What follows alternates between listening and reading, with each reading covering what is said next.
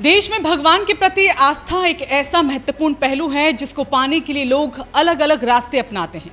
कोई किसी गुरु के द्वार जाता है तो कोई देश के पावन तीर्थ के दर्शन करता है। उन सभी पावन जगहों में से एक जगह है हरिद्वार, जहां लोग लाखों की तादाद में आते हैं, मां गंगा नदी में डुबकी लेते हैं और अपने पाप धोते हैं। कैसा लगेगा ये सोचकर कि लोग वहां पाप धोने आते हैं और हो सकता है नया पाप अपने कर्मों से लेकर भी जाते हों। नमस्कार, आप देख रहे हैं रायशुमारी और मैं हूं ऋतु बिष्ट। आज एक ऐसा सवाल जिसने हरिद्वार की मर्यादा और इंसानी संवेदनाओं के बीच एक लकीर को खींच दिया। हरिद्वार, जिसे हम मोक्ष की नगरी कहते हैं, मां गंगा का वो पावन तट जहां इंसान अपने पाप धोने आता है, लेकिन आज उसी गंगा घाट से एक ऐसी तस्वीर सामने आई जिसने इंटरनेट से लेकर हरिद्वार की गलियों तक एक नई बहस को छेड़ दिया। बहस इस बात पर कि क्या आस्था के केंद्र में एक बेजुबान की मौजूदगी मर्यादा को उल्लंघन है? क्या गंगा सिर्फ इंसानों की है या फिर धर्म के नाम पर हम अपनी संवेदनाएं खोते जा रहे हैं? आज हम आपको वो वीडियो दिखाएंगे और वो पक्ष भी सुनाएंगे जो इस विवाद की जड़ है।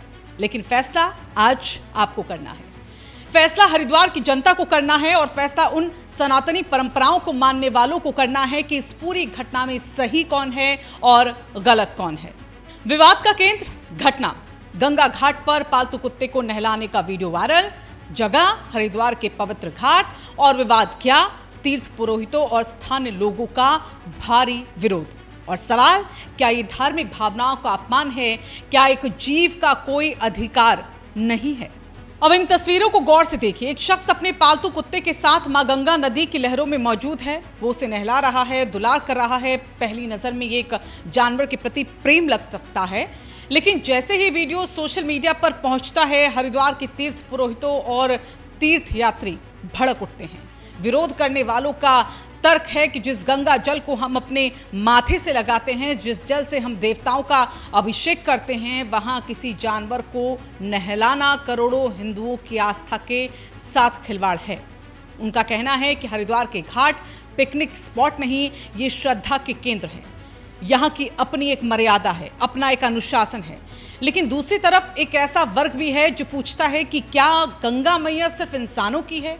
क्या उस बेजुबान पर मां गंगा का आशीर्वाद नहीं हो सकता है? विवाद गहरा है और दोनों पक्षों के तर्क अपने अपने स्थान पर मजबूत दिखाई देते हैं। अब जरा गहराई में चलते हैं। हरिद्वार प्रशासन ने पहले भी कई बार इस तरह की अपील की है कि घाटों पर गंदगी न फैलाई जाए, वहां साबुन का इस्तेमाल ना हो और मर्यादा जो है वो बनी रहे। लेकिन जब बात एक कुत्ते की आती है तो ये मुद्दा हाइजीन से हटकर सीधे धर्म पर आकर रुक जाता है।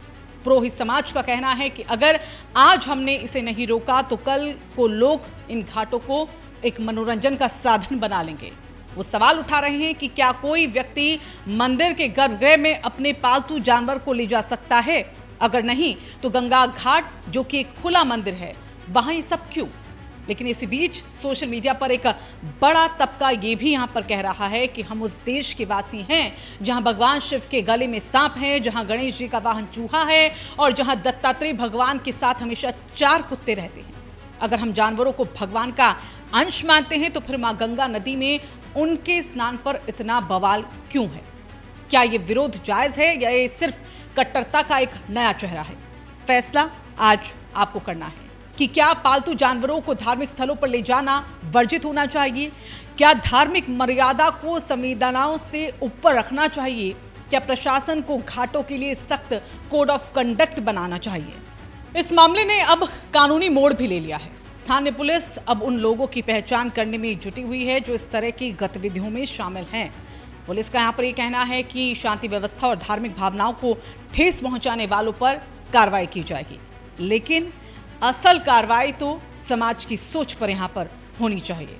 हरिद्वार में हर साल करोड़ों लोग आते हैं। लोग यहाँ कचरा फेंकते हैं, प्लास्टिक छोड़ जाते हैं, घाटों पर गंदगी करते हैं। क्या तब हमारी आस्था को चोट नहीं पहुंचती? क्या सिर्फ एक बेजुबान का पानी में ही उतर जाना सबसे बड़ा अपराध है? या फिर ये विवाद इस बात का है कि हम अपनी मर्जी दूसरों पर थोपना चाहते हैं? यहाँ हमारा मकसद किसी की भावनाओं को ठेस पहुंचाना नहीं है, बल्कि एक दर्पण पर दिखाना है, एक चेहरा दिखाना है। एक तरफ वो मर्यादा है जो सदियों से चली आ रही है, जिसे बचाए रखना हर सनातनी का कर्तव्य है, तो दूसरी तरफ वो प्रेम जो हर जीव के प्रति होना चाहिए। क्या बीच का कोई रास्ता इसमें नहीं हो सकता? क्या हम घाटों का एक हिस्सा जानवरों के लिए तय नहीं कर सकते, या फिर मर्यादा के नाम पर हम इतने कठोर हो जाएंगे कि एक जीव को मां गंगा के स्पर्श से भी वंचित कर देंगे? ये बहस आज हरिद्वार के उन पत्थरों से निकलकर आपके ड्राइंग रूम तक पहुंच चुकी है। क्या गलत है और क्या सही, ये तय करना अब सब आपके हाथ में है। क्या उस युवक को सजा मिलनी चाहिए जिसने अपने कुत्ते को वहां पर नहलाया, या फिर उन लोगों को अपनी सोच इसमें बदलनी चाहिए जो हर बात में धर्म को खतरे में देखने लगते हैं? क्या हम मनुष्यों को धर्म के अंतर्गत ये नहीं सिखाया गया कि हम सब जीवों में कोई अंतर नहीं है? और अगर अंतर नहीं है तो क्या ये दोहरा चरित्र है? सवाल बहुत है, जवाब आज आपको ढूंढने हैं। ये वीडियो आपको कैसा लगा हमें कमेंट करके जरूर बताइएगा। इस वीडियो को ज्यादा से ज्यादा शेयर कीजिएगा ताकि पता चल सके, फर्क पता चल सके कि आखिरकार लोगों की राय जो है वो किस तरह से दो फाड़ हो गई है, दो राय बन गई है, और आपकी इस पर क्या सोच है, आप इसको लेकर क्या सोचते हैं, कमेंट इसमें जरूर कीजिएगा। और हाँ, राय शुमारी को फॉलो और सब्सक्राइब करना ना भूलें।